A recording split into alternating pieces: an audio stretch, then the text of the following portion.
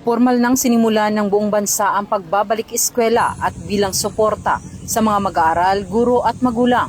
Inilunsad ng Eastern Police District ang taunang Uplan Balik Eskwela.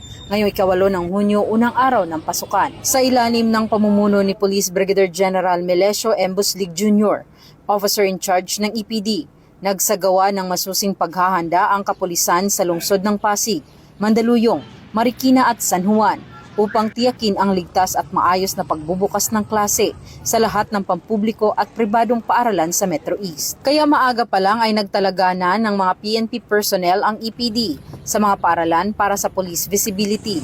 Layunin nito na tiyaking ligtas ang mga mag-aaral at masiguro ang katiwasayan sa loob at labas ng mga paaralan. Bukod sa pagbabantay sa mga paaralan, isinagawa rin ang inspeksyon sa mga pangunahing kalsada, terminal at pedestrian lanes malapit sa mga eskwelahan upang maiwasan ang traffic congestion at masigurong ligtas ang mga estudyanteng naglalakad papasok sa paaralan. Patuloy ring pinapaalalahanan ng kapulisan ang publiko na maging mapagmatyag at agad ipagbigay alam sa mga otoridad ang anumang kahinahinalang kilos o sitwasyon sa paligid ng paaralan. Maging ang mga magulang at guro ay nagpaabot ng pasasalamat sa presensya ng kapulisan na nagbigay ng dagdag na kumpiyansa at kapanatagan sa kanilang pagbabalik sa normal na klase. Sa patuloy na suporta ng komunidad, katuwang ng EPD ang bawat mamamayan sa pagtataguyod ng ligtas, maayos at mapayapang edukasyon para sa kabataan ng Metro East. Mula dito sa Eastern Police District, ako po ang inyong PNN correspondent,